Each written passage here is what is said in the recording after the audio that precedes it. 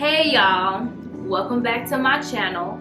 As you can tell by the title of this video, I am finally doing the sit down video where I kind of give y'all a little bit background of how I found out I had Crohn's disease and my treatments and everything so far. If you are new to my channel, welcome. My name is Octavia. I am 26 years old. I was diagnosed with Crohn's disease when I was 23 years old. So I have had this disease now for 3 years. No, I do not know everything about this disease. I am still learning this disease. But this is just kind of a way for me to document my progress so far with having this disease. I hope you guys enjoy this video and find it informative. If you feel like this could help someone, or you know somebody needs to hear this to make their butt go to the doctor, please like, comment, subscribe, and share the video. Just share the video. But anyways, I don't want to ramble, so with that being said, I'm gonna just hop right into this video. Crohn's disease, by my definition, this is the way I explain it to people. When people ask me what it is, this is what I understand it to be. It is pretty much an inflammatory bowel disease. It's pretty much like inflammation or an excess of white blood cells that accumulate inside your colon, which causes it to become inflamed. And sometimes you can get like different ulcers or cysts or different things like this that can occur depending on how much inflammation that you have in your intestines. So it is definitely very important that you monitor the things that you put into your body, because your colon essentially does not function properly. It does not digest or absorb nutrients as a normal healthy colon. So you have to cater to it differently. So that's pretty much what Crohn's disease, an inflammatory bowel disease, pretty much, that affects your colon, your digestive system. Okay, y'all. So I'm gonna try to get through this video without rambling too much, so I don't have to edit the video too much, because I really want it to be like raw, censored, real, and uncut. Everything with me finding out I had Crohn's disease. So my symptoms, I will say, started back in 2017. I thought I had, like, I remember having like this lingering cough, and I thought it was just allergies or something like that. I was like, I don't know what's going on. So I went and I saw an allergy specialist, and he pretty much was just like, there's nothing really going on, you know, with your nothing abnormal going on. So you're fine, pretty much. You're just allergic to grass, dead skin cells, da-da-da-da. So I then started going to my primary care doctor, because I noticed that like I had started losing weight and that my appetite had kind of changed and my stool was a little bit different. So when I go to my my primary care doctor, they do blood work, and it shows that I have inflammation in my blood, but it's not saying like where the inflammation is coming from. So he sends me to like I think like 3 different specialists. I saw an oncologist, which she was like, you definitely don't have cancer. I went to a rheumatologist, I think that's what they're called, and he just told me like I'm gonna have arthritis in my leg when my knees when I get older, because I don't know why, but there was a period like at some point my legs were like really sore, like they were aching. Like I was just laying in bed, they would ache. I don't know, still to this day I really don't know why that was, but there was a period where my legs were just like hurting. And I also, where else? I think I went to a liver specialist, because with my blood work it showed that my liver enzymes were elevated as well. So with that, I also had to get an ultrasound done of my stomach, which that just showed like I had a mass on my liver, which they gave me some medication, and then when they did like some type of test, something, everything came back normal with that. So after going through like the loops and hoops with my primary care doctor and not getting no answers or no relief, my symptoms were getting worse. So it went from me having a cough to feeling weight loss and having a change in appetite to now I'm of course still losing more weight. My appetite has went pretty much out the window. Abdominal discomfort is miserable. Like every time I ate something, drunk something, it felt like there were like little knives cutting through my stomach, and that was not fun. I was super exhausted, like fatigue. I was having night sweats. What else? I was bathroom, baby. I might as well should just vacation in there. I stayed in the bathroom. I pooped at least 5 times a day, and it wasn't even like I wasn't having big movements. They were very small movements, but as much discomfort as my stomach was in, you would have thought I was about to have a blowout. Like, and then I started noticing blood in my stool more frequently. Like, I would literally go to the bathroom and be in so much pain, like I really thought I had to have a big poop, and I literally would poop out a blood clot. And I'm like, something is really wrong with me, and nobody is giving me the answers. And I'm one of those people, like, if something wrong with me, I'm not gonna ignore it. Like, I want to know what's going on so I can fix it. I don't want to not know. Like, if I'm gonna die, like, let me prepare, like, let me know I'm gonna die. Like, I don't want to just die and don't know why, not if I can prevent it.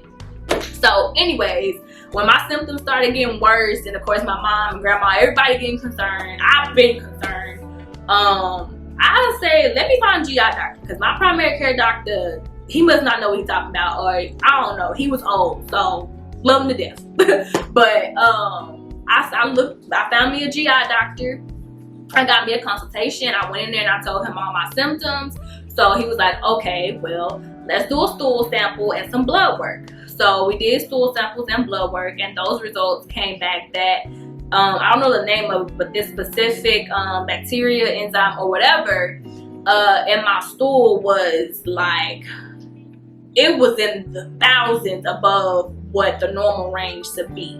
And normally when it's that high normally in people who have IBD, which is irritable bowel disease, and which is either ulcerative colitis or Crohn's disease. So the only way to really distinguish between those two is to get a colonoscopy done, because they're very similar. So he was like, yeah, you either got this or this. In order for me to tell you what you have and to treat you properly, we gotta get a colonoscopy. So I'm like, okay, cool. So in 2019, I get my first colonoscopy done. As soon as he go in there, as soon as I'm out in recovery, he was like, yeah, you have Crohn's disease.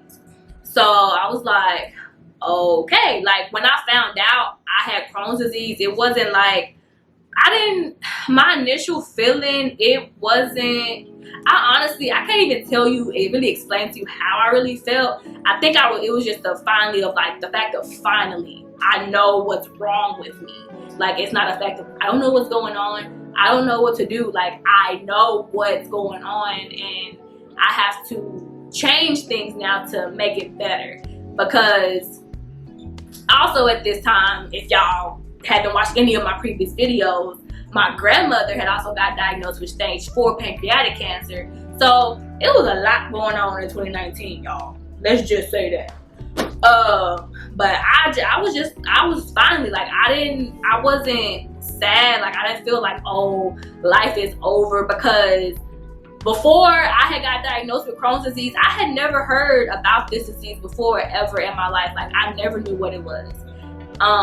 And of course, you know, I Googled it, but I try not to deep dive into Google, because if you do that, Google will put you in a depressing sinkhole.